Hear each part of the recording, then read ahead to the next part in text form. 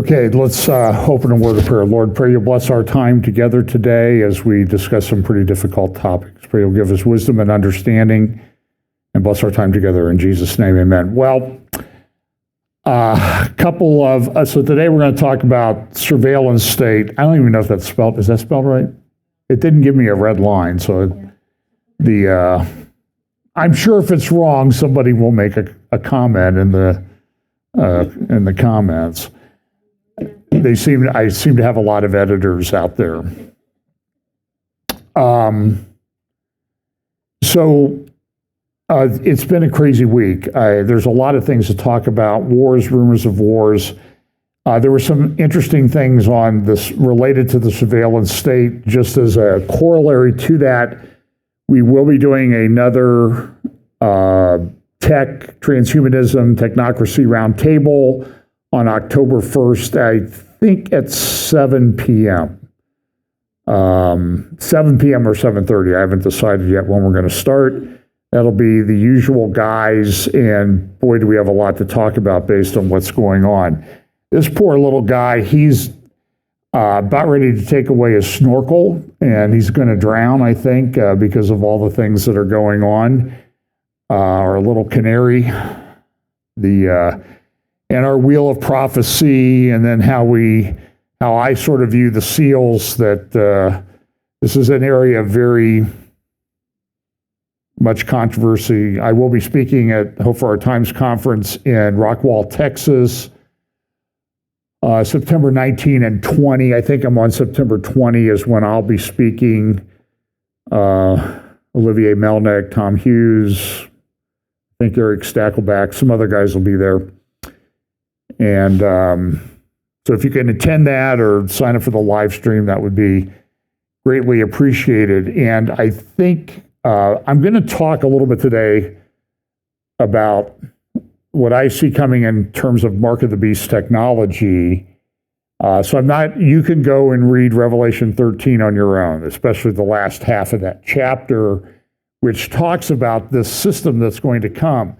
And this has been a controversial thing for many, many, many, many years as to how this is going to come. It was a tattoo, it was a chip, it was all kinds of things. And so I'm going to talk a little bit about some things that kind of came together this week with Trump's meeting at the White House with all the tech bros and everything. But remember that we live at this time.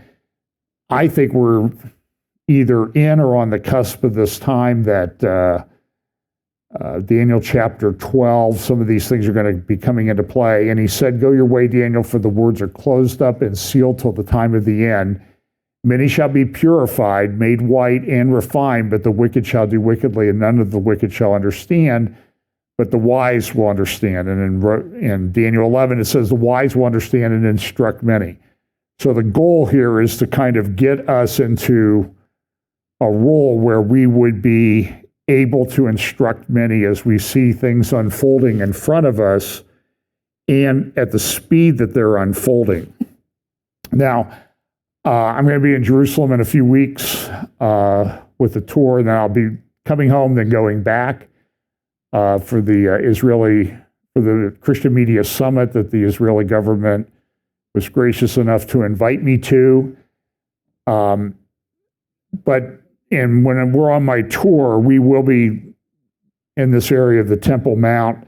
A lot of significant things going on there. As you may or may not have heard, there was a lot of controversy over this red heifer burning.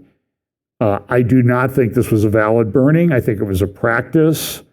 I'm very concerned about some of the things that were said by some of the people that were proponents of that this was the real thing. They're taking these ashes. They say you can mix the ashes with water and you can sprinkle on them and you'll be healed. And this is just word faith, heretical nonsense. It's no different than the big faith healer that used to be down the road here that used to sell water from his well that would heal you, until the state of Ohio tested the water and found it was contaminated and shut him down. So couldn't heal his own well, could he? That guy was a piece of work. But another thing is, so there's a big push to build a temple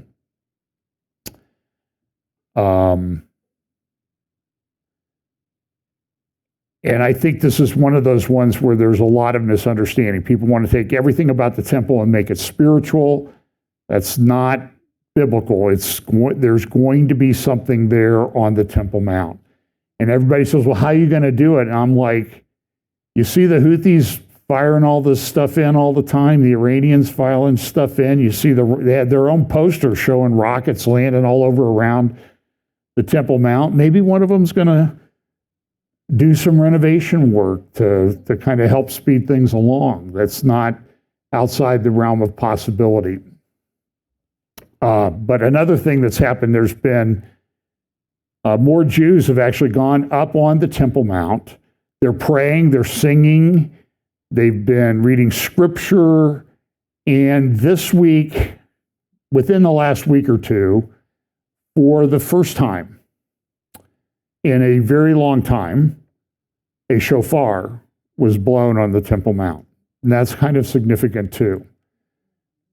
So we'll be looking at some of the things, some remnants of what I think are parts of Herod's and Solomon's temples that are up there, assuming we can get to them when we're there. And we'll try to do some videos if we can while we're there as well. There's a lot going on. So this is going to be a little bit controlled chaos because I get up, I worked probably 15 hours yesterday. I got up at 3 o'clock this morning and I worked all week. And I'm telling you, of all the things that I have, you're getting a little tiny snippet of all the things that I could talk about because there's a lot going on. By the way, on Friday, I posted an interview that I did with Mark Sutherland from the Sutherland Report in the UK. He's become a good friend. He usually interviews me. This time I interviewed him. And yes, I do know how to shut up at times. And so it is possible. And by the way, you have no idea how much I self-censor when I'm up here. Things that I really want to say that I don't say. But I think it was a very interesting interview, very informative, and I think we were able, with Mark's great help, to tie a lot of loose ends together and pray for Mark. He's at a protest in London today. Things are going, we talked a lot about, not as much, we're going to be doing more of these. There's a lot going on in the UK, and they're sort of, in many respects, at the tip of the spear with the growth of a certain religion in the UK that's causing a lot of chaos, impingement on free speech. I'll have more to say about that later. So we'll look at the Middle East and we're going to go elsewhere. So here is a article. This came from Al Akhbar newspaper. Now that's a Lebanese newspaper. It's Hezbollah oriented. It's a mouthpiece of Hezbollah, and you can tell kind of its orientation by the title, which is a little bit like the shout that they make, Allahu Akbar, So it's called Al Akbar, and so they have a tendency to not be pro Saudi Arabia. They don't like Saudi Arabia. Because Hezbollah is what? Shiite, tied closely to the Iranian regime.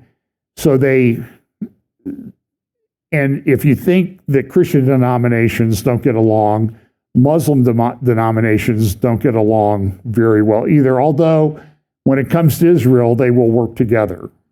Then after they get rid of Israel, then they'll fight each other for dominance and that type of thing. So in the Sunni world, the question is who's going to run things? And there's a Muslim Brotherhood component. I would say the biggest Muslim Brotherhood component in that area of the world is Erdogan of Turkey.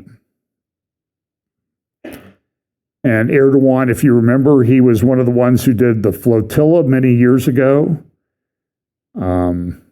Now they're doing another flotilla. Greta Thunberg is on her way to Gaza again. And she's banned from entering Israel. So my thinking is, let her go into Gaza, then take the ship away and make her stay there for a while. That ought to be helpful to her understanding. I don't think she's right mentally anyway, and I think she's exploited by people that have no compunction about using somebody like that for their own purposes. And her haircut, have you seen the haircut that she has? I actually think I may have somebody made up an interesting meme. I don't have it in my slide deck. I apologize. But when you go to a website sometimes, they have those CAPTCHA videos or those CAPTCHA pictures. Click on all the bicycles, click on all the bridges, click on the trash cans or whatever. So somebody went and made up one, click on the real Gretas. And it was, like Mo Howard from the Three Stooges. It was the little Dutch boy. It was one of the guys from Dumb and Dumber, because they had the same kind of haircuts. And it's very, very funny. And I love it when people are very clever and funny. So this is going to be, so right now, Egypt and Saudi Arabia are not getting along very well. The Egyptians have recently entered into a contract to buy about $35 billion worth of gas over the next few years from Israel. Israel has well-performing gas wells in the Eastern Mediterranean. Egypt also has gas wells, but they need more gas because they get a lot of their power from gas. So Israel's going to sell it, but Israel and Egypt are not getting along. And Egypt's mad at Israel and vice versa. So now the question is whether that contract is actually going to be fulfilled or kept in place. A lot of people think it is, but in the meantime, Saudi Arabia and Egypt are at a bit of some odds with each other. They're not getting along. There's a lot of tension there. If you remember, with a number of years ago, after the Arab Spring, there was a takeover by the Muslim Brotherhood. They had a coup in Egypt, and then al-Sisi was able to knock that down after a year or so, and he's been in power ever since. But the whole thing is, when you really look at it, just look at the pictures. Go look at the Egyptian border with Gaza. By the way, Egypt has a border with Gaza. It's like 6-8 miles long. They just built another wall. And they're saying they won't accept any Palestinians at all. They don't want them. And nobody seems to want them. Although I just saw a report, I think from the New York Times, that Trump said that 100,000 have left Gaza over the past few days. Why? Because they wanted to. They don't want to live under that. And then there are some people there that don't want to live under that. And we will be getting to that. So in China this week, the SCO, the Shanghai Cooperative Organization, had a big meeting. And I think I have a picture of the main suspects. The city begins with the T, and I'm not going to try to pronounce it. So here's all the main players. If you look at this, let me see if I can blow this up a little bit. Of course, you see there on the left, you see in the red is Mrs. Erdogan. That's, of course, Erdogan next to him. You have Modi from India. You have people from Azerbaijan, Belarus, that type of thing. As we move across, you will see there next to President Xi, you have Vladimir Putin. You have Mrs. Xi. You also have somewhere in this mob, this group of great world leaders is the president of Iran. And it led to some very interesting, there's some very interesting videos that you can make up with this thing. I don't see the guy. I know he was there. Is this making you sick? Oh, yeah, Antonio Guterres. He kind of got stuck. He was a hanger-on there on this side. Well, anyway, the president, Pezeshkian, or whatever his name is, from Iran was there, and it was very interesting. As he was going through the receiving line, you had President Xi and his wife. And so here comes this Iranian guy, everybody shaking the hands of President Xi, then Mrs. Xi, except the Iranian guy. He just pulled his hand back and walked on by. And I don't know how Xi reacts to that. Somehow I think Xi doesn't really care about certain things like that anyway. This is kind of an interesting video. I'll talk about this as it's going through. So this is Xi. They had this in the big square there. They had everybody get together. They had this victory, celebrating 80 years of victory in World War II. And they had this thing. And it's just what is so...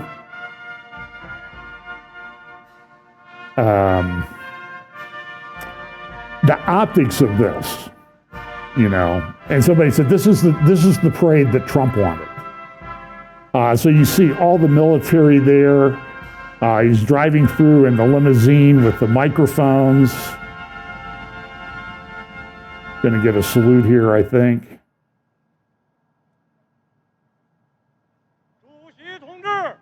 And it's chairman. And the one thing too about Xi is he doesn't really look that happy. I mean, he looks like he's sucking on about 18 lemons. And this thing goes on for hours. And it's this, so he's riding around and he's like, do I really have to do this? I don't know if he plays golf or anything like that. It's like, isn't there something better to do than I have to look? And sometimes I look at Putin.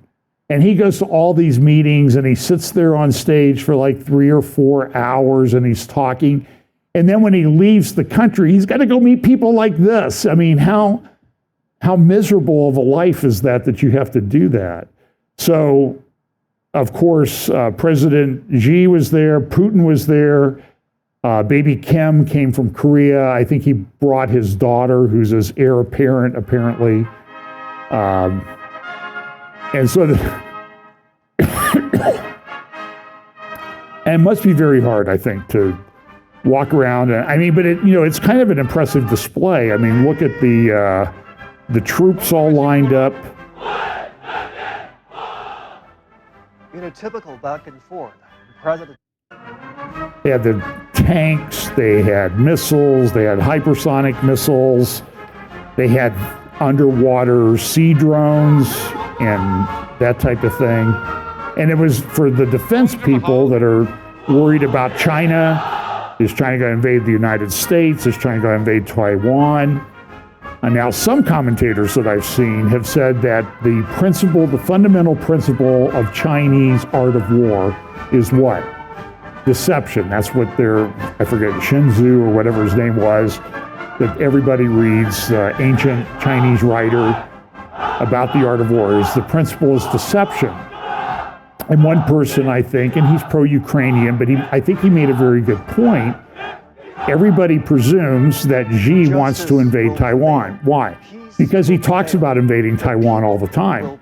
But if the art of Chinese war is deception, maybe that's a deception that he talks about invading Taiwan all the time. And there's good evidence that there's a fundamental principle also, forget who said, this is from The Godfather, I don't know. I love the Godfather movie for the sense that it's a very good template for what's going on in the world right now with these mafiosos like Xi and Putin and baby Kim getting together. But the principle, and so it was like a meeting of the crime families in China this week. The saying is, keep your friends close, but your enemies closer. So some people, some commentators, and there was by far more than just this one pro-Ukrainian guy that I watch occasionally, it just doesn't look happy. Lighten up. And he said that his contention is that China and Russia have never gotten along.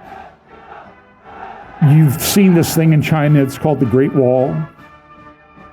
They built that to keep people from Russia out. In fact, historically, it was called the ramparts of Magog. And so that's why a lot of people think that Russia's Magog and that type of thing. And I'm open to that being the case, but I'm not going to put a stake in the ground yet. We'll know when it happens, when this Ezekiel 38 thing happens. But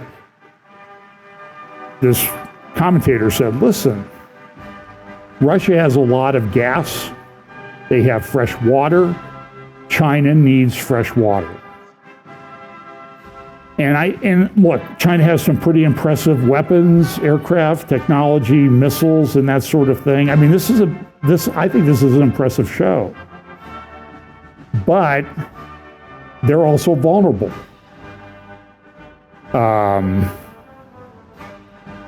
Okay, so enough of that. So this was in one of the, I think, Global Times, Chinese newspaper, the Great Wall of Steel, and you see the missiles, hypersonic, the tanks, the boats, and that type of thing. So people think that China's going to go invade Taiwan. I don't know if it's going to happen. I mean, they have these massive barges that they built or they're building that will stretch out from the shore maybe half a mile. And they're going to load tanks and everything, and they're going to take them across this, temporary bridge. But I don't know with drone technology, air technology, missiles, and that type of thing, that kind of invasion, like D-Day invasion that happened in 1944, is really logistically feasible. There's that logistics thing that I talk about, because they're going to, if you see that thing there, you're going to shoot at it. And if you just break it, then you've completely ruined the purpose of that barge, let alone without sinking the barge. Unless they have a multiple bridge building capabilities on each barge, and I don't think they do. So I'm not sure that Taiwan is the design. China is also vulnerable to a precise missile strike on things like the Three Gorges Dam. Three Gorges Dam, I think, is the largest dam in the world.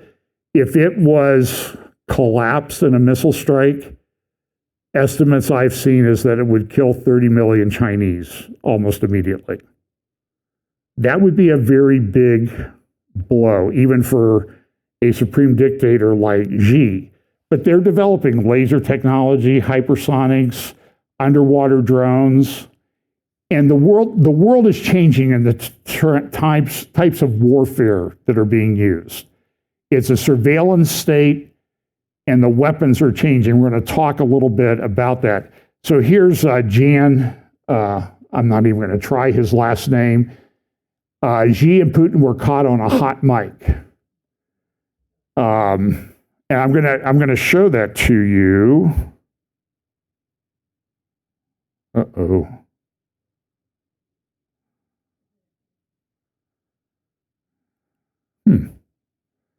Well, hang on. Oh, here it is. So here's Putin and Xi sitting down at a nice little intimate dinner. A giant. All these guys have these giant tables. Have you noticed that? Remember when it was Charlie Vector 019er, people would come to see Putin and they'd be like 40 feet away at the other end of this giant table.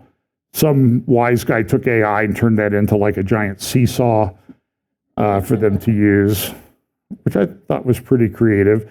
So here you see the heads of the three Asian crime families meeting, and they catch them on a hot mic. Now, of course, this is in Mandarin and Russian with translators, but look at what they said on this hot mic. Xi, I'm 70 years old. Earlier people rarely lived to 70, but these days at 70 years, you're still a child.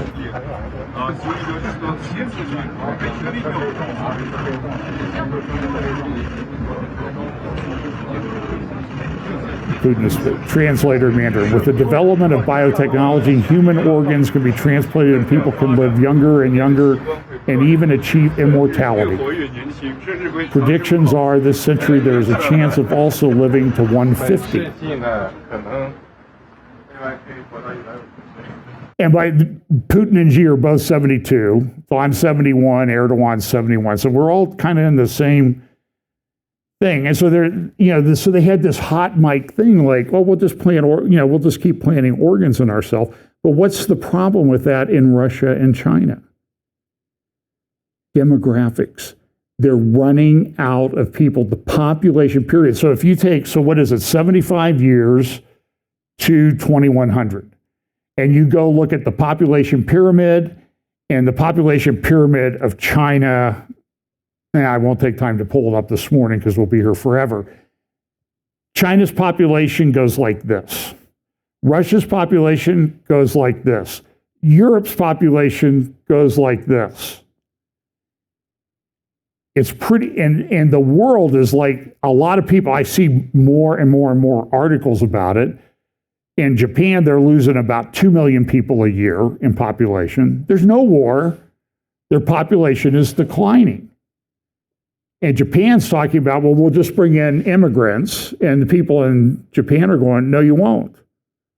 So what do you do with an aging population? And when you look at the population pyramid of China 30 years out, so that's still, Xi's got 75 or more years.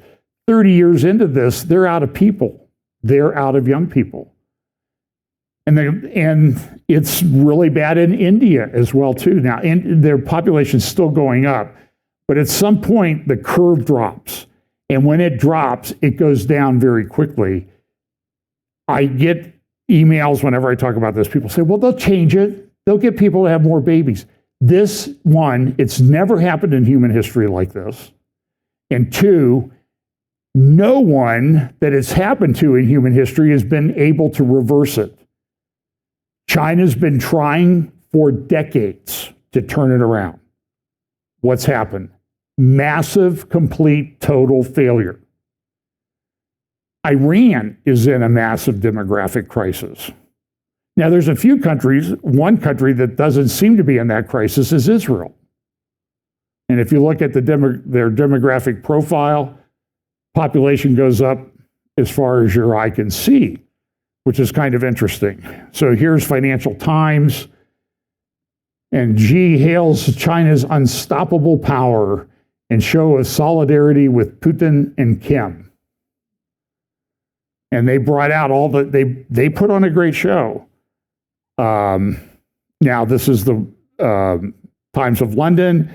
A bloodless takeover of Taiwan is Xi's goal. Here's how it might go. And it might happen. I'm not saying that they're not going to do it. I'm just saying I think there are severe logistical problems given the state of technology and weapons in the world to doing a big land invasion, even 100 miles away in Taiwan, let alone across an ocean several thousand miles away, like the United States. Not saying it couldn't happen, not saying that they would try stealth and containers and all this other stuff. I get that. I'm just saying we had this model of the D-Day invasion in Europe in 1944, and that was a world 81 years ago. The world has changed dramatically. They didn't have air support, precise missiles, and that type of thing. And there's a great article, I know if I ever quote them, people get mad.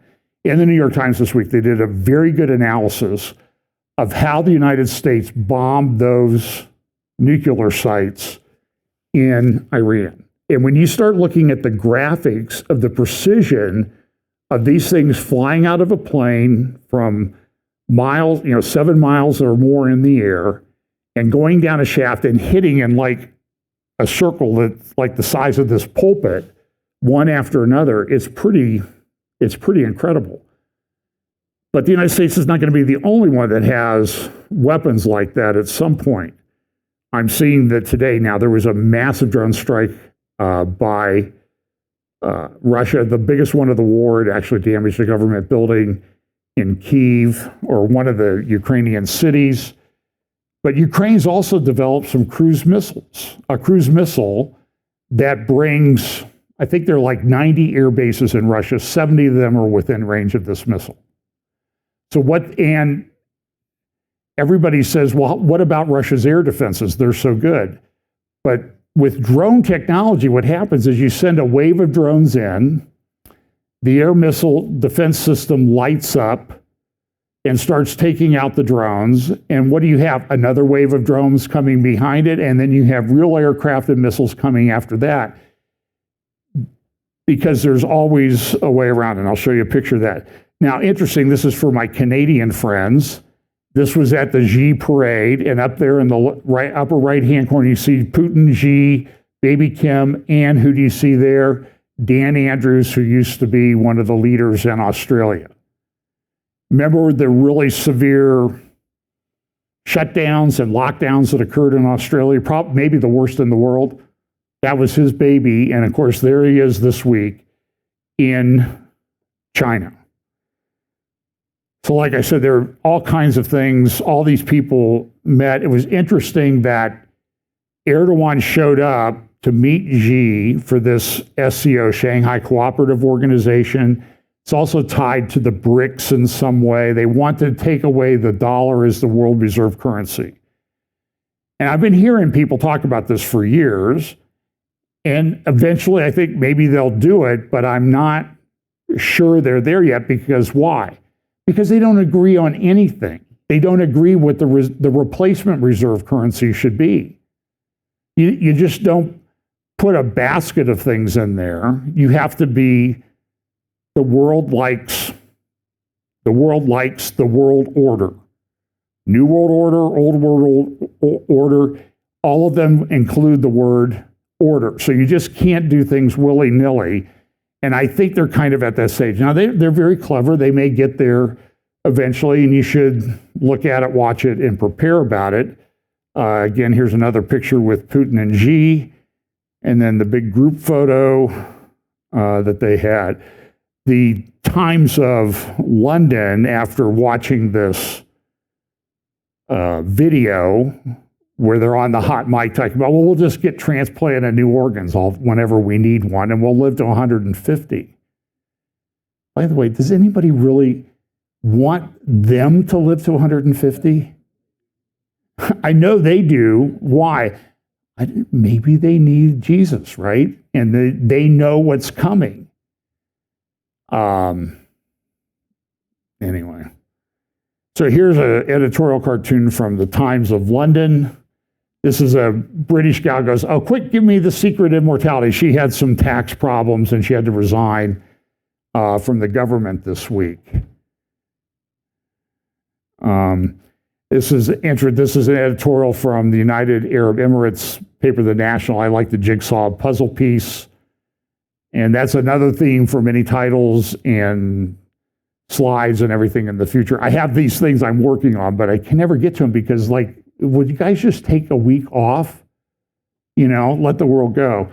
Now, in a couple weeks, they're going to have this meeting at the UN. It's going to be on, it's either the 21st or 22nd. It's going to be a meeting by Saudi Arabia and France to say we need to have a two-state solution in Israel, a Palestinian state within Israel. And it should be, just be honest, it's not a two-state. You're talking about a four-state solution because you do have Palestinian states. You have Jordan, you have Gaza, and now you want to add the West Bank. So I guess, and then the fourth state would be, of course, Israel.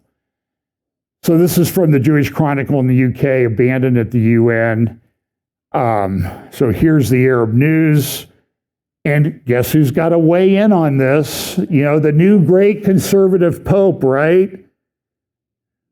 What's his name anyway? What? Leo. Pope and, sorry, I didn't mean to make, I'm sorry if I was disrespectful with my eye roll. Pope insists on two-state solution. like he knows. By the way, I've been to the Vatican. You know what surrounds the Vatican? A wall, not a fence, a wall. And I say if the Vatican's having financial problems, all you need to do is have a garage sale of the stuff in the Vatican basement. I'm sure there's some treasures down there that will just blow out the art and collectibles market. And then, of course, France is in this. Hang on one second. I got to add something here.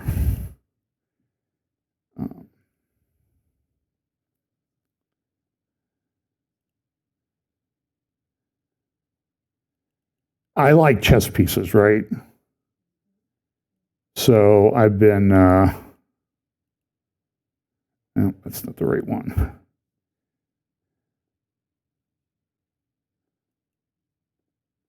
Oh, here we go. Olivier Melnick doesn't like these, but that's okay. So here,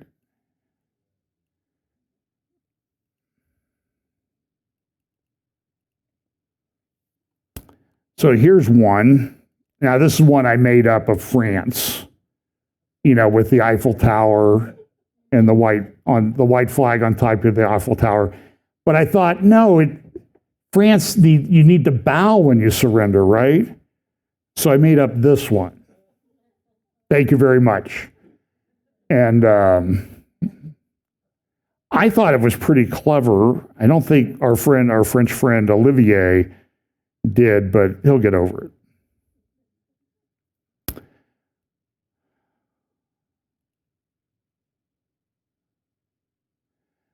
Okay, so there were a number of articles around this week, and I'll just pass them on because other people are talking about it.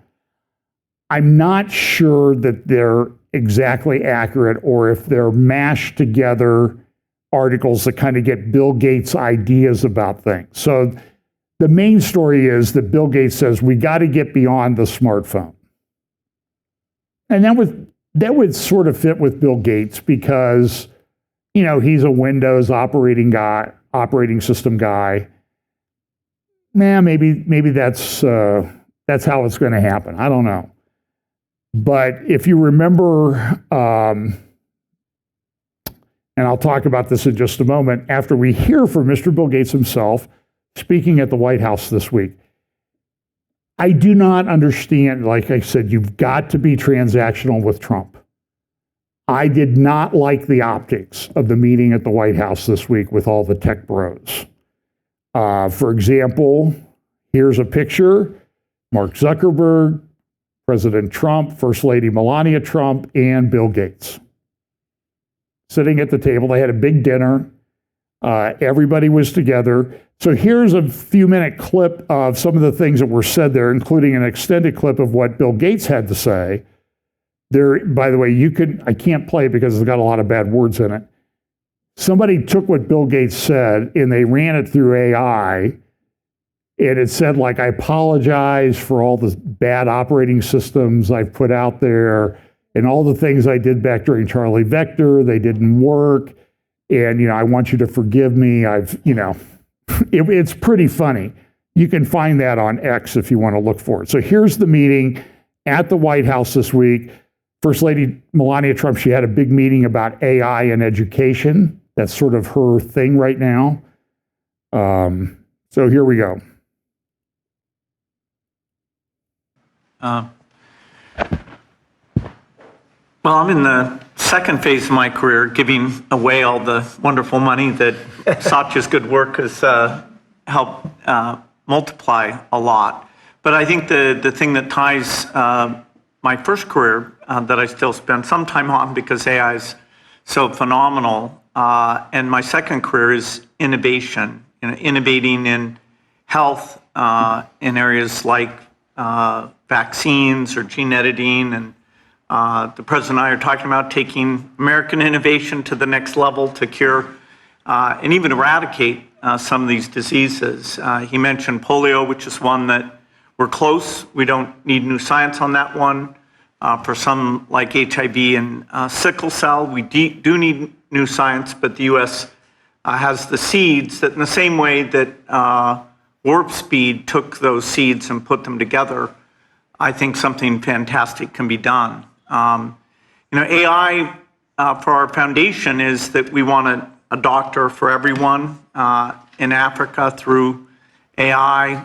We want farmers to have incredible advice and kids to have a chance to learn. So the work being done by the people at this table is changing the world. It's coming fast, so it's great. We all get together and talk about how the U.S. can lead in this key area and apply it even to the poorest outside the U.S. as well as to our great citizens. So thank you for incredible leadership, including getting this group together. Thank you, Bill. That's very nice.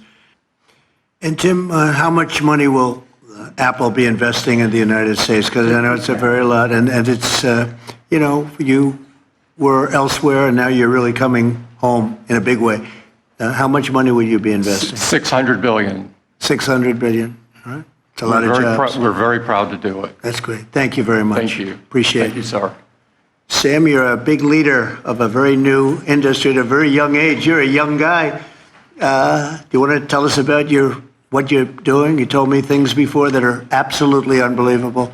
So what are you doing? First of all, to echo the comments of Tim and others, thank you so much for getting us all together, and thank you for being such a pro-business, pro-innovation president. It's a very refreshing change. We're very excited to see what you're doing to make all of our companies and our entire country so successful. The investment that's happening here, the ability to get the power in the industry back in the United States, I think this will set us up for a long period of great success leading the world. And I don't think. Well, listen, so by the way, I just want to remind you of this picture from a few years back. Francis Collins, who was very big among some in the creation science community and that type of thing.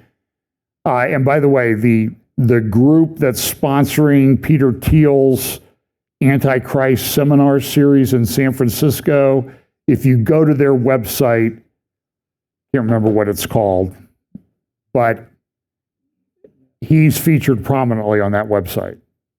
And he's a big evolution guy, and we all know that there's some things that he said. He does talk about says things about the wonderful design of DNA, but then he kind of rejects the conditions of it. So this is this thing with Gates saying, get rid of the smartphone. And in this article, or in some of the articles, they talk about a group called Chaotic Moon. It was a tech startup. And back in I looked at my prior presentations, talked about this back in 2015. Chaotic Moon. They had tattoos that were electronic that they were putting on people. Now, that company got sold to Accenture in 2015. Haven't heard anything about it, but those guys are probably still working in the tech industry. And I don't know what this mark thing is exactly, how it's going to work. 10 years ago, tech tattoos were sort of the rage. And so I don't have any tattoos. I'm amazed at the amount of tattoos that I see in our culture. I mean, it's rather shocking at times. And even friends of mine, and it sort of violates the old principle that we used to tell people in the singles ministry I was involved with, gravity always wins. And so it might look good now, but let gravity take its toll for a few decades. So, but you remember, Microsoft had come out with this patent and it had this number on it, WO 2020 060606. And it was about using the body as a cryptocurrency thing. And I don't know if it's ever been implemented. It's still around. I checked the website this week and it's still there, and all the art that they have to do. So this kind of came out. This was the MIT Technology Review, Asteroids, Drones, and the Golden Dome. And they have a big article this week about what they're going to do. This is an article of Politico. Let me turn that down a little bit. why Ukraine remains the world's most innovative war machine. And what Ukraine is doing is they're collecting battlefield data that they're feeding into tech companies or selling to tech companies around the world. And they have technology that's pretty amazing. They have all these drones, they have missiles. A lot of it's AI operated. Here's a picture of a drone. What did Russia do? Well, Russia said, we're going to jam the drones. So what does Ukraine do? If you see those small wires, those are fiber optic wires that they're using to send data and commands to the drones. And it's a very interesting thing. One of the people missing, one of the companies missing from the meeting at the White House this week was Palantir. Palantir is a massively huge defense contractor.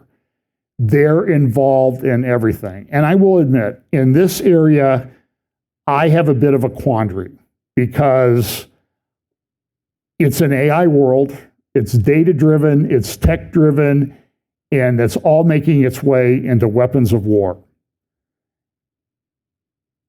And how do you defend against that? You have to get on that train to defend against it. I don't know that it's going to stop. I mean, we can sit there and we can talk about, well, we should just stop this, but how do you defend yourself against China, which is massive? I mean, all the stuff that you saw in China this week were these massive amounts of drones. And Palantir, this is they have a program, software suite or operative system, user interface that's called Gotham. And they probably chose it for a reason. In fact, there's an article this week in Medium, Palantir Gotham, from 9/11 to AI. And who do you see in the picture there?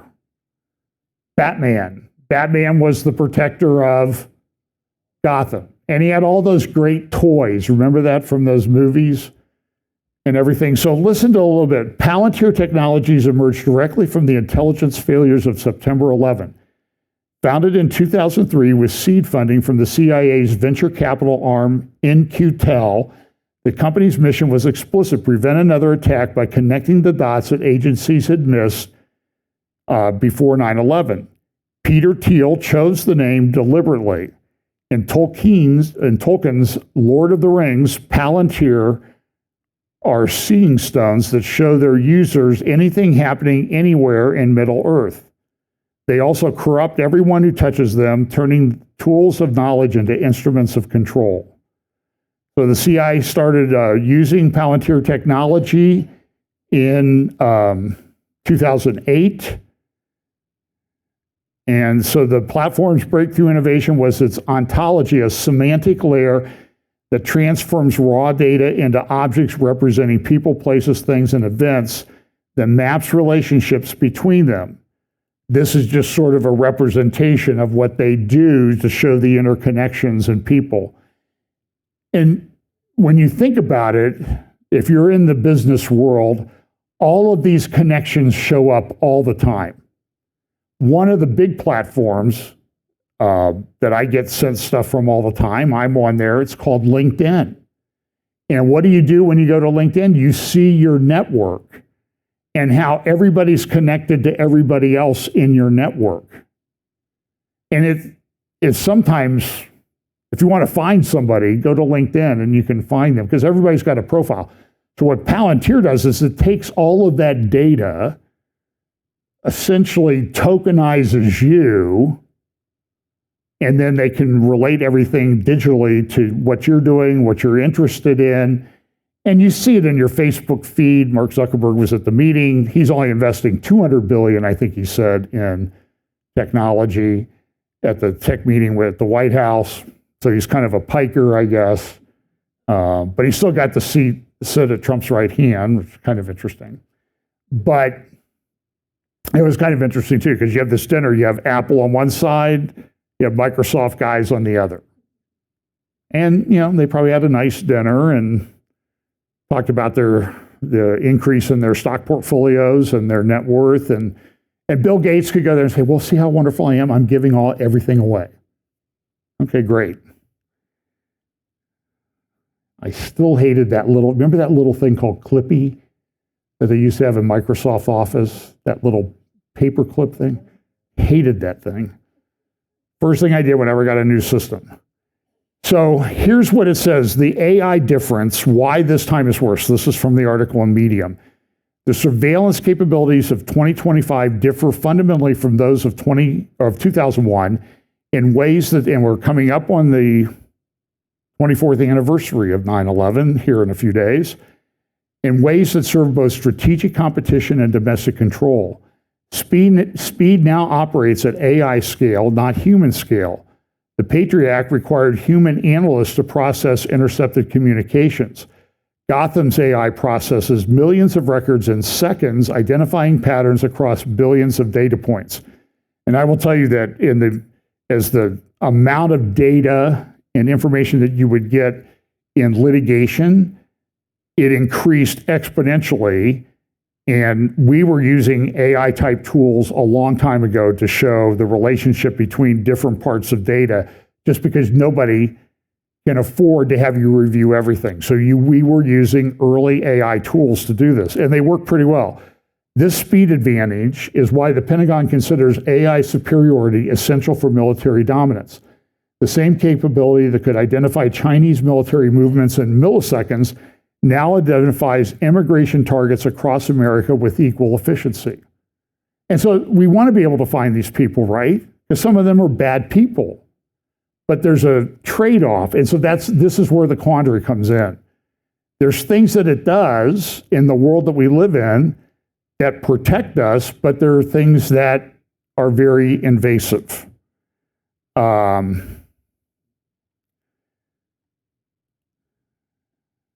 The accountability void. Congress faces a double bind. They must support AI development to maintain strategic advantage over China, but they cannot meaningfully oversee systems they're legally prohibited from examining. And that's true, that Congress isn't allowed to go look at this stuff. It's behind a wall, but they're supposed to oversee it. And so how do you match this up? And there's a reason for that. You probably can't trust. Well, there's certain things you can trust Congress people to do, okay?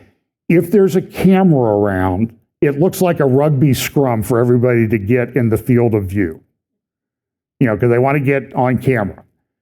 But you can't really trust them with your data. I mean, if they knew everything about you, can you imagine how many political fundraiser ads you would get? It's bad enough now as it is. So this is a big problem that we have. This is a great article in Medium. I will put a thing. And so then they talk about the sunset that never comes. Some of these laws were supposed to go away, but they never have really gone away, and things have only gotten worse in terms of invasion of privacy and data. And now Palantir, the Trump administration, has given them a contract to hoover up and organize all the data that the government has on you in one place. And that's concerning. But when you look at Revelation 13, that talks about this coming system that restricts you from buying or selling, the question is that system closer now than it was 30 years ago?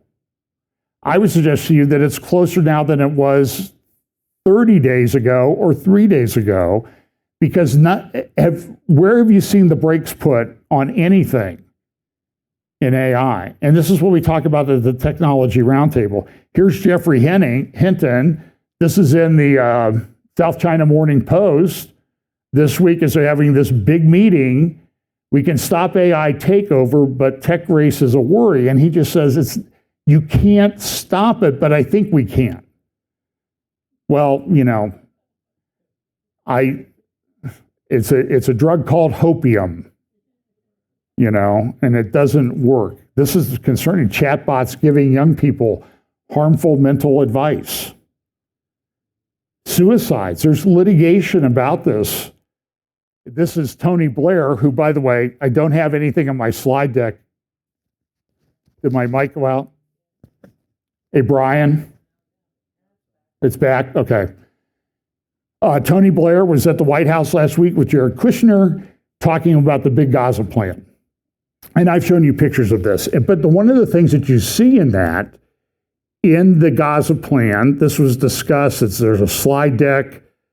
I will discuss this at some point in more detail, but one of the things that's said in that Gaza plan, this is at the Trump White House, Jared Kushner, young guy, big tech guy, going to all these big conferences in Saudi Arabia, the FII, Financial Investment Initiative Institute, started by Mohammed bin Salman almost 10 years ago as part of the Saudi Vision 2030, just like the UN has a 2030 Sustainable Development Goals. And now I guess they're going to add one of those there to have a two-state solution with Israel and Palestine and the land of Israel. Here's Tony Blair talking about digital IDs for everyone and migration crackdown plan. All AI driven. They're all technocrats. And when you look through the Gaza plan, rebuilding Gaza, it talks about technocratic solutions, technocratic government, and putting 6 or 7 smart cities in Gaza. And look, do you really, I mean, what's the objection to tracking these guys if they're going to have their own place? Look at what they did with what they had before. Now, I talked about this last week. Canada is killing itself. And some people were upset. Oh, you're always running Canada down. Listen, I'm a reporter. I try to be honest. I try to be truthful. Canada has a massive problem with medical assistance in dying, to the point where they can't even find, the doctors aren't able to help other people because they're tied up with MAID issues. And when this starts, there's an editorial by Jeff Jacoby in the Boston Globe this past Monday. In Canada, medical aid in dying has become a leading cause of death. In fact, when you unpack the Atlantic article over here, go get the Atlantic article. You can find it out there on the internet. It's the leading cause of death in Canada now. Medical assistance in dying. Is this the world that we want to live in? And Jacoby here's what he says, just a little bit of his editorial. For years, advocates of legalizing physician-assisted suicide have recited a comforting refrain. Don't worry. They assume skeptics worried about the dangers of allowing doctors to prescribe legal drugs. These laws are carefully limited. They apply only to adults of sound mind, for example, and only to those who are terminally ill.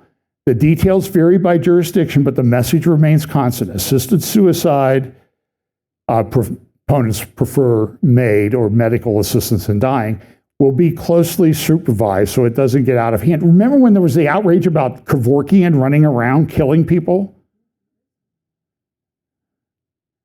Now it's the law, and they want to put it in place here. Now, you think we have a demographic problem? Yeah, well.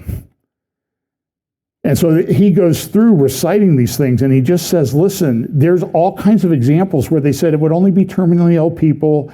Well, she has a terminal mental illness, so she's really depressed, so we're going to apply that to her.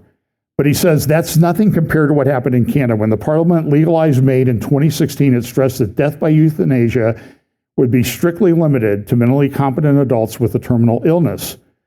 Today, MAID accounts for, you ready for this? 1 in 20 Canadian deaths. In 2023, there were 15,000 medically assisted deaths in Canada. In Quebec, more than 7% of all deaths are by euthanasia, the highest rate of any jurisdiction in the world. So I'm not running down Canada. There's a lot of really great people in Canada, and I wish you could take back your government, because there's a lot of abuse that's gone up there. So this is, and this is coming here, and he's talking about another aid and dying bill being pushed on Beacon Hill in Massachusetts. Lawmakers are tempted to follow Oregon or Canada should be under no illusions. The safeguards they're counting on will not hold. By far the wiser course is to uphold life, protect the vulnerable, and insists that doctors remain healers, not executioners. That's in the Boston Globe. Praise the Lord.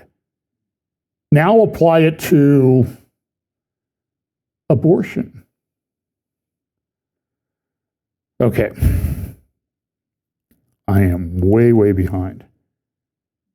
So this is a big deal in Gaza now. 700 days. They've had the 900th death. This is an article from Al Akbar talking about this. So now I'm going to talk about some of the things. The propaganda that comes out of Gaza out of Gaza in the world is unbelievable. By the way, Iran is now saying we're okay with Qatar. Also, Shiite Iran is okay with Sunni Qatar. Well, they do share the biggest gas field in the world that brings in billions of revenue. That Qatar spreads around.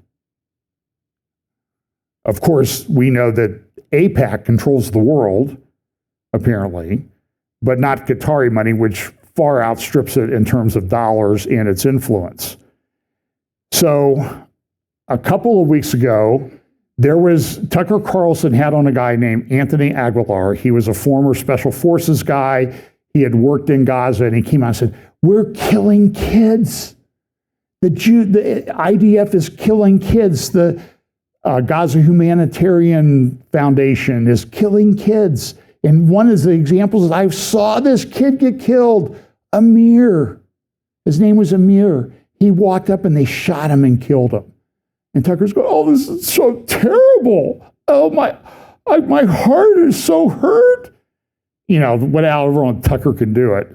So I want you to watch the clip of Aguilar talking about it.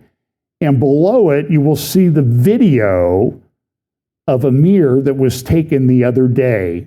He showed up alive. He's been in hiding, which means that Tucker Carlson by the way, has Tucker Carlson come out and apologized yet? He is a big, fat propagandist, Jew-hating liar. And I'm sure there's some other things I could say if I didn't self-censor so well. So here is Aguilar. This is Emily Schrader. You ought to follow her. She's great, from JNS and JBS TV. Anyway, here we go. Whoops. That was not what I wanted. Here we go. This young little boy, his name is Amir. I know that because when he walked over from the crowd of people, he walked toward me, and the guy standing next to me, this young boy, holds his hand and he kisses it. He felt for the first time in a long time that there was someone that cared. And he looked at me in the eyes and he says, thank you. He said it in English. Thank you. Amir goes back to the main group and he goes out the exit. We had a very strict protocol that they come in a certain way, get the aid, and then they go out a certain way. So Amir didn't make it home. He walked 12 kilometers to get some food, picked up scraps off the ground, because that's all that was left, because the 8-minute mayhem took all of the food. And by the time he got there, walking with no shoes, hungry and tired, the only thing left for him was to pick up some remnants off the ground. And when he left, he was killed by the IDF. Why? Okay, why was there 8 minutes of mayhem? It was Hamas coming in and stealing the food. Hamas is shooting people. You see video after video of them beating people in markets in Gaza. And this Tucker Carlson, this foolish rich guy, we ought to have a fool tax in America. Anyway. So this week there was a conference. I'm going to play a few clips of it. It would happen up in Detroit. Big Muslim community in Detroit. It was called Gaza is the Compass. Happened August 29th through 31st in Detroit, Michigan, last Friday, Saturday, Sunday, a week ago. Gaza is the Compass, People's Conference for Palestine. And it was a hate fest like you wouldn't believe. So here's a guy, I'm going to play a clip of him talking. Understand that this guy, Dr. Nadel Jabbour, we all know who they are, whether they are in Israel, Tel Aviv, and Washington, and Germany, and Europe. They need to be locked up. They need to be taken out. They need to be neutralized. He's a doctor. He works with a group. I'm a Palestinian American. I'll tell you the group after you listen to what he says. But also remember, Gaza is the compass. And Gaza is freeing all of us from fear, from complicity. It's exposing all the criminals, all the systems of injustice, all the systems of capitalism, the exploitation, the supremacy that is eating all of us. Gaza is exposing their war machines, war profiteers, AI systems that is going to be perfected in Gaza and to be deployed everywhere else in the world. And it's going to create or make all of us, the people of conscience, the people of the world, to be disposable people at the mercy of the warmongers and the mega rich who are owning these systems. They want the whole world to be owned by these few supremacists, whether they are Jewish supremacists or Christian supremacists, Christian evangelicals or mega rich. It is time or never. We need to mobilize.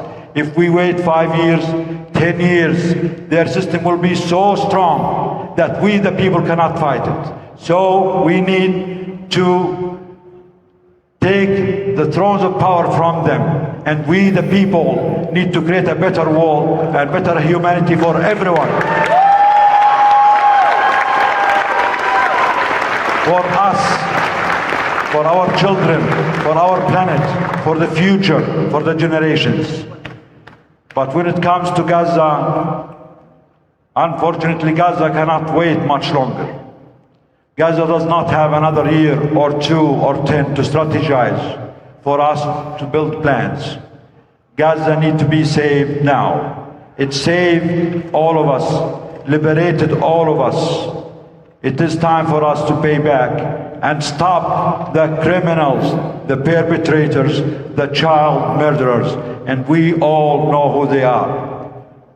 We all know who they are, whether they are in Israel, Tel Aviv, in Washington, in Germany, in Europe. We all know them. We all know them. They need to be locked up. They need to be taken out. They need to be neutralized to save children, to save children, to save the humanity. We are not saying this out of hate. Man, by the way, so you probably can't see his lab coat. This guy's all over the internet. Palestinian American. You heard what he said. Take them out. He is a prominent member in a group called Doctors Against Genocide. That's sort of like the definition of irony. These people are so evil. Here is a lady, her name is Gemma. Well, here's a person. I'm still processing this one. She's with Jewish Voice for Peace. Oh, we love Israel. We support Israel. Her name is Gemma Pash. This person's name is Gemma Pash. You'll see why I say this. So here is what she had to say. Combination of looking at where we have the most strength, where our movements are the strongest, where our grassroots power is the strongest, and where the systems we're up against have the weakness. So whether it's Maersk shipping supply chains and continuing to research identify where we have strong, where they have weak, and that is the places we can push further. There's so many divestment campaigns being pushed across the country right now. I don't think they all, they can be hard to imagine because there's a lot. So she says, this person says, I need to work on my shoulders, I think.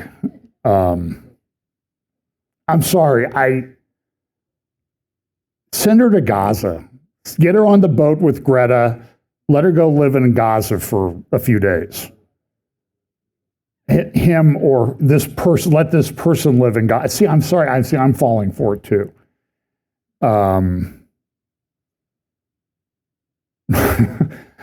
a comment I could make, but that would really, it's really pretty good, but you can contact me later to hear what it is. So this is Mahmoud Khalil. And let me tell you this. This is the guy from Colombia who they tried to deport. And they had to bring him back. So here's what he has to say. The Palestinian liberation movement is winning.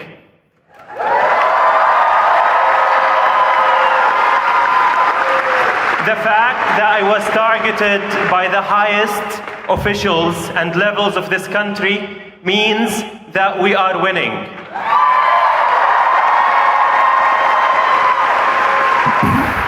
Means that we are succeeding in shifting the mainstream in this country for Palestine to be the mainstream.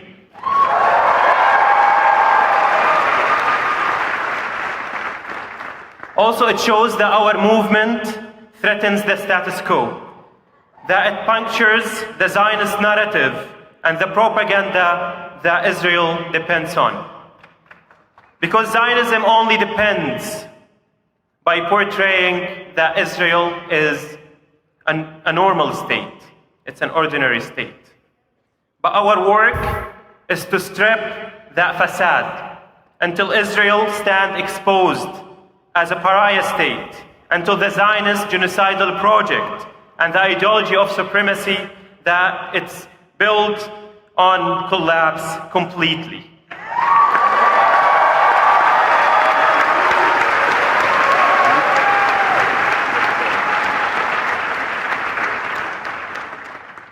Because Gaza has shown the world what resilience looks like, what truth looks like, what it means to refuse erasure, even in the face of genocide, Gaza is the compass. Palestine is the compass. So, Palestine is the compass. You see how this is a religion, it's a cult, and it's tied to one particular religion. So here's a young lady, clearly pretty sure she's an American, and I'm pretty sure about the other part, she part. But she's talking about, I'm not going to play it. And so, really, so what she says, listen, we need to shut down the F-35 supply chains. We can do this. We need to work together to shut down the military security apparatus that the United States has put in place. That seems to kind of bump up against some laws. So I understand she's under investigation. Tom Cotton's written letter to have her event. And now we have a congressperson coming in, and I did have to bleep out part of this, but this is what she said multiple times throughout her speech. So Rashida Tlaib from the Detroit, Michigan area. y'all, they just don't get it. They just don't get it. They will never truly comprehend, Jama'ah, even after 7 decades, that we aren't going anywhere. We are just getting started. I want to say to all of them, every genocide enabler, look at this room. We ain't going anywhere.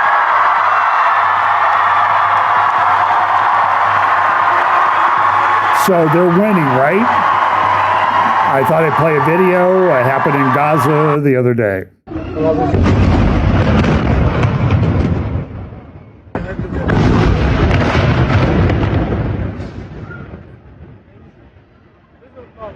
That's what winning looks like.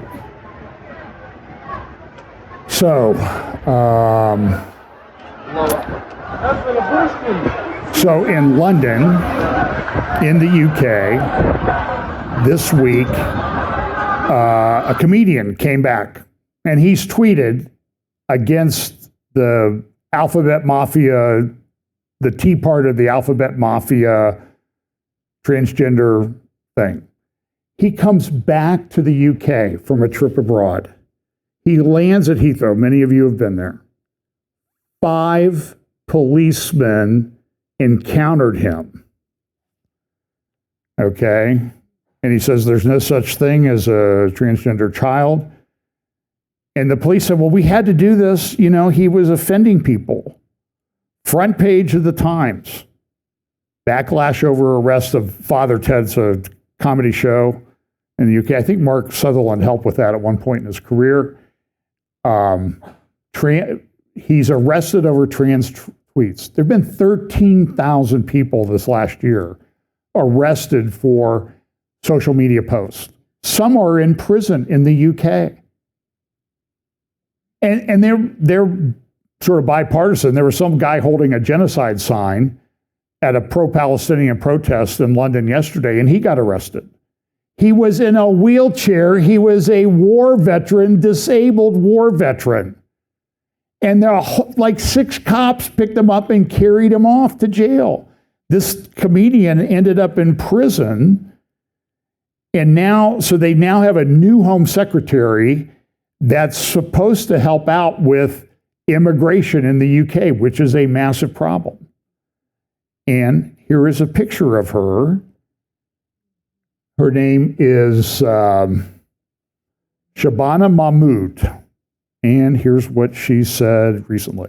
Islam, my own religion. Like a lot of practicing Muslims, my faith is the most important thing in my life. It is the absolute driver of everything that I do. I feel a very strong calling of my own conscience, and my conscience calls me to God. That is how. Okay. So here's a Reform Party, just a short speech about what's going on in the UK. That's Nigel Farage's party. And recently, Edie was selected to represent our country at the World Junior Championships. Amazing. So, lady from the UK and represents about a the month country. ago, she went to the World Junior Championships, and Proud Dad was there taking pictures. All the girls were posing with their national flags, Australia, Germany, America, and Edie, of course, representing our country. And Ray sent to Lucy in prison pictures of their daughter and all the other girls with their national flags. And Lucy got in touch with Ray and said, hang on, there's 5 photos you sent me that have been censored. Which child with a flag were you not allowed to see, Lucy?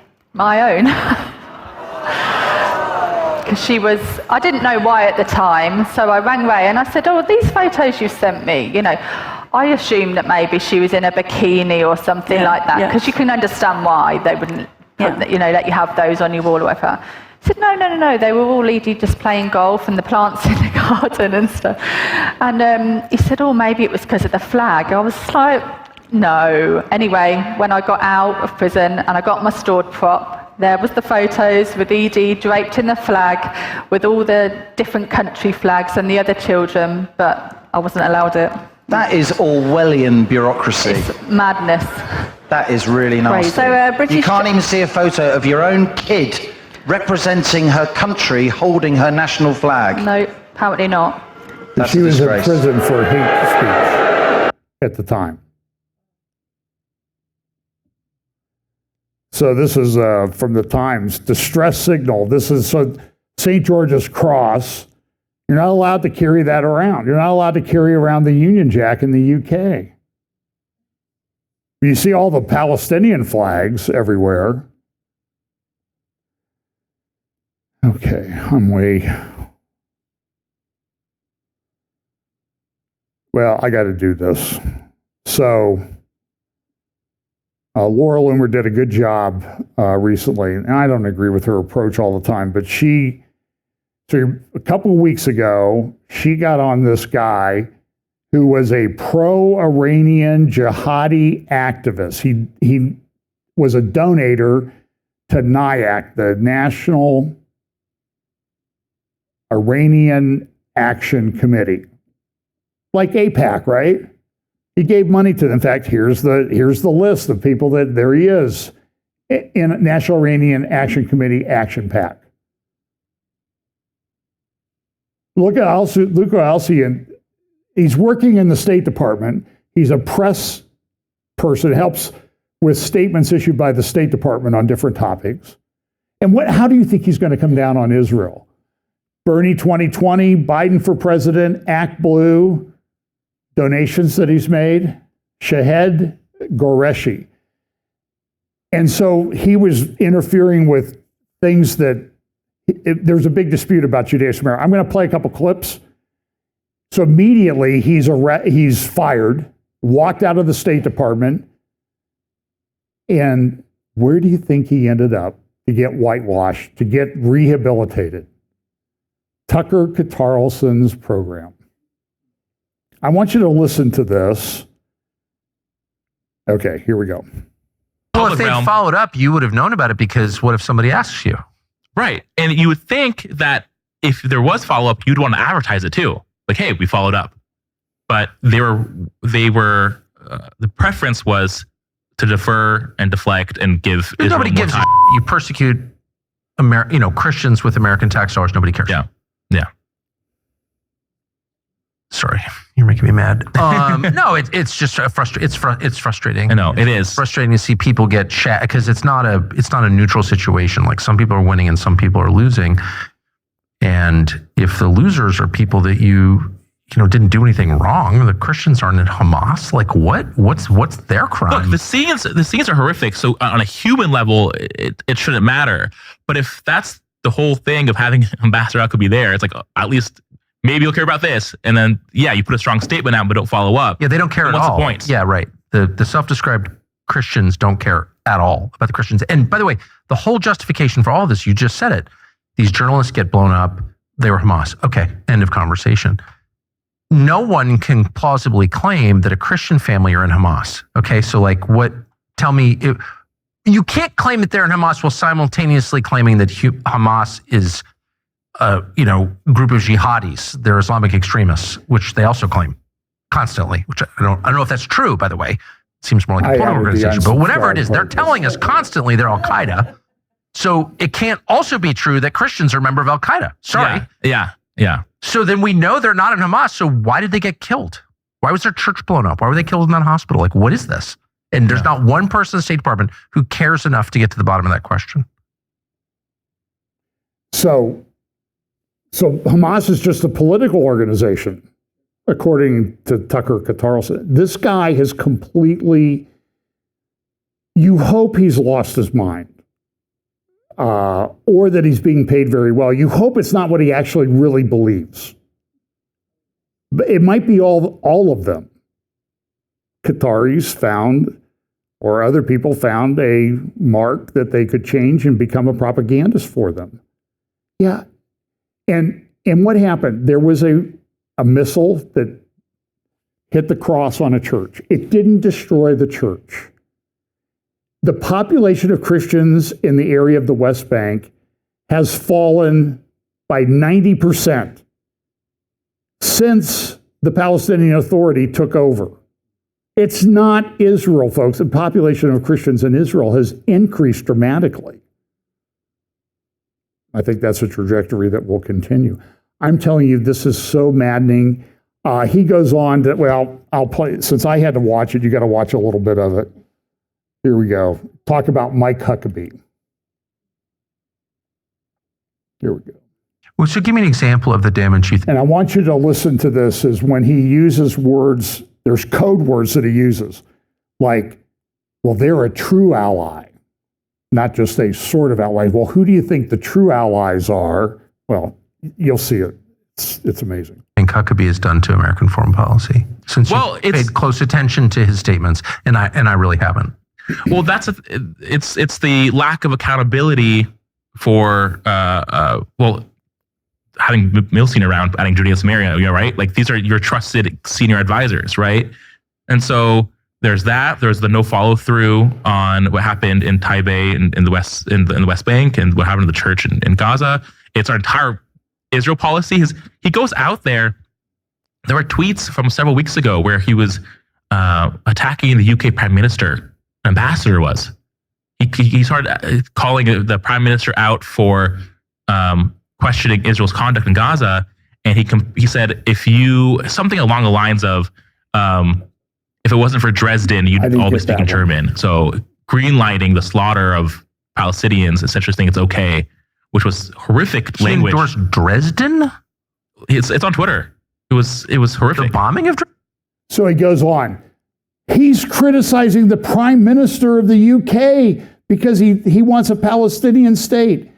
Mike Huckabee is the ambassador of the United States. The president of the United States is Donald Trump. You are supposed to be on board with the agenda or have the decency to quit and go find some other propaganda organization to work for, because the State Department propaganda machine is being dismantled. And you're the tip of the spear in that activity. And by the way, he keeps talking about, well, other people in the building agree with me. In what building? The State Department building. By the way, it's located in an area of Washington, which I think the State Department, what it's done in the past, it's located in the perfect part of Washington. It's called Foggy Bottom. I mean, if that's sort of divine justice is there. But he says, well, all these people in Europe, they're true allies, not Israel. They're kind of aligned with us on some things, but Starmer's a true ally because he's a left-wing lunatic like you are. You don't think he's a left-wing lunatic? This guy named Ghoreishi. Here's one of his pages from a place called justsecurity.org. Shahid Ghoreishi, look at what it says.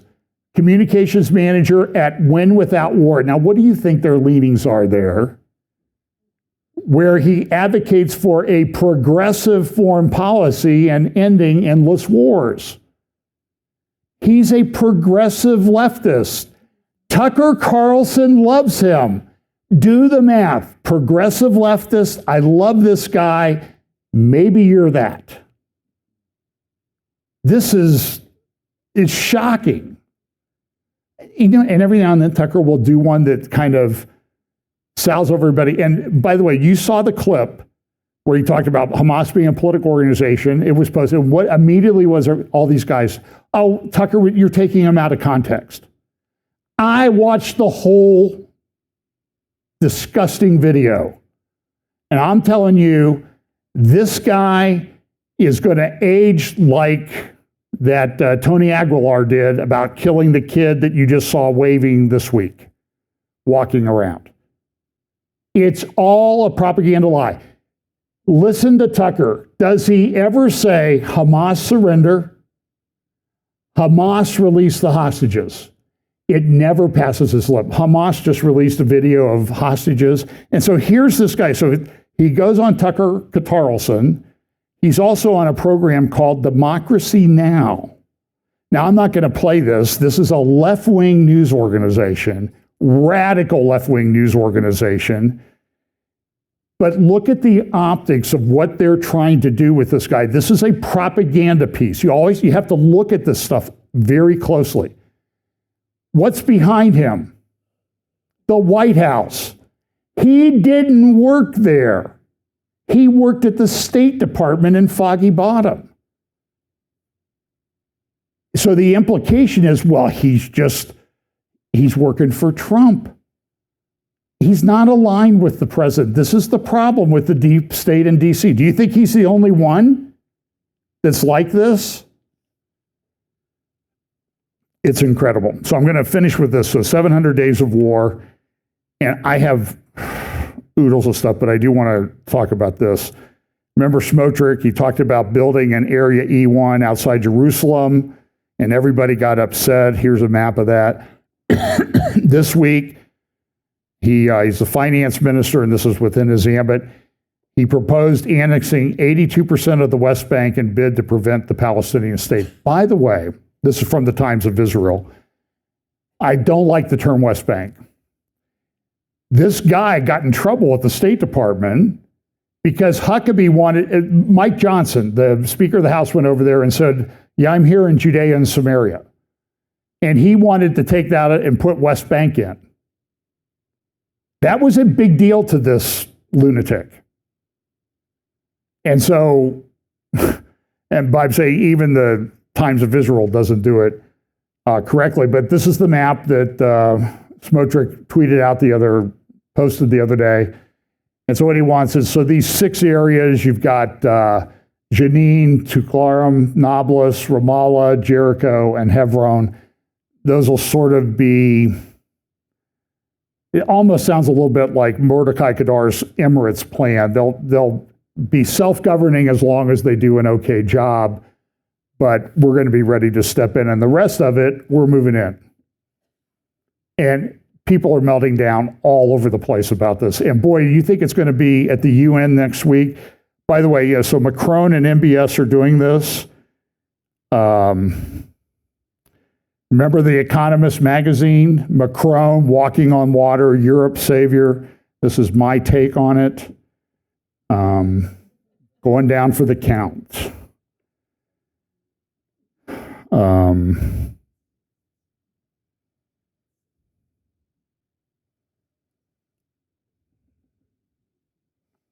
Mark in the UK sent me this morning. So the United Arab Emirates and Saudi Arabia and everybody saying, oh, you can't annex the West Bank. You can't annex any of it. That's going to blow apart the Abraham Accords.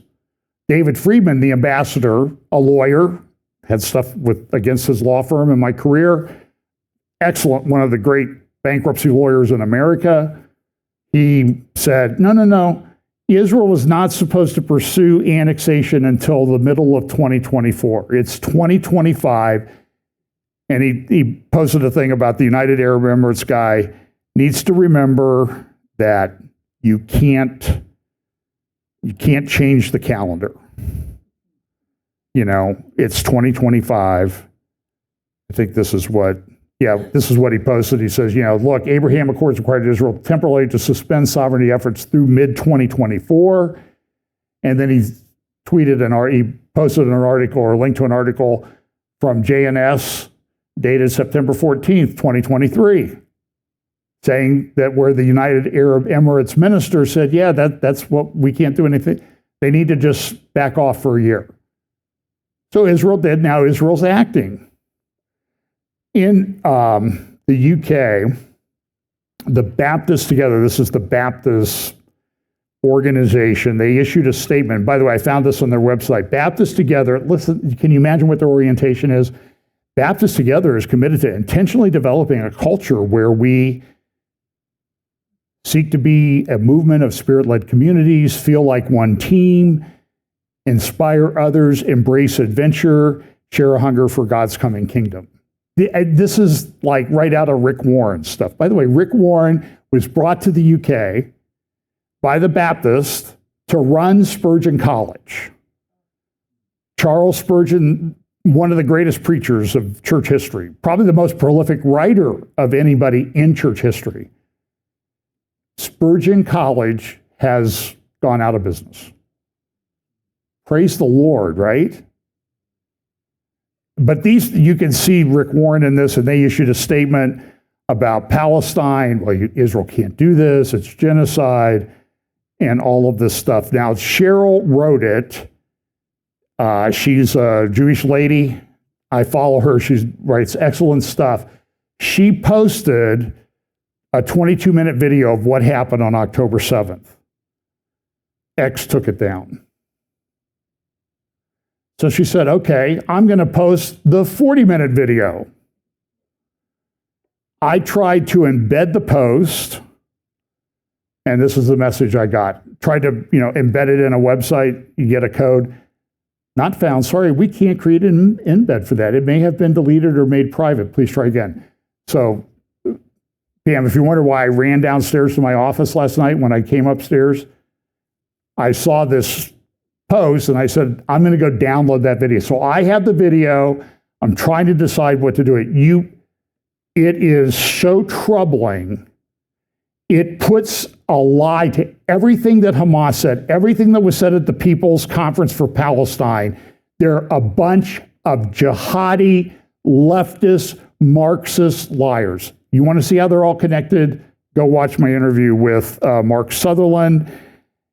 And I'm going to quit. I'm going to refer you. I have a bunch of links I'm going to put in the show notes this afternoon. They're to tweets and different things that I just didn't have time to get to, or that I read through, hoping that, I would be able to compress 4 hours of stuff into an hour and a half. Didn't work. Still not working. Probably never going to work. But there's an article at jcpa.org. There's actually a couple of articles. There's this one. There's also this one that I think you should go dig out, because this says a lot. The impact of radical legal ideology from the classroom to the international forum. Also at JCPA, there's a link there'll be a link in the show notes. Go read it. If you want to understand what Mark and I talked about the other day and what's going on in the legal systems all over the world, this is a concerted takedown. I told the story when I was in graduate school. I was a graduate assistant at Indiana State. I went to a Christian college. I knew about Marxism and everything. The first class I take, the professor gives me this thing by a guy named Quinney called Critique of Legal Order. It was total, this is in Indiana, total complete Marxism, leftism garbage. So I went to Bob. He was in the office next to me. I wasn't his graduate assistant.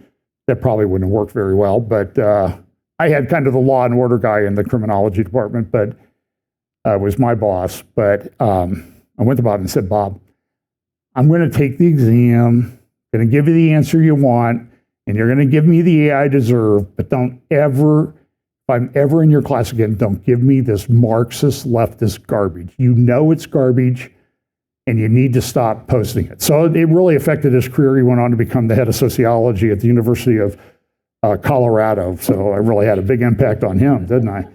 But this article will talk about critical race theory and all these things. It's what Trevor Loudon talks about, red-green alliance, red-green axis.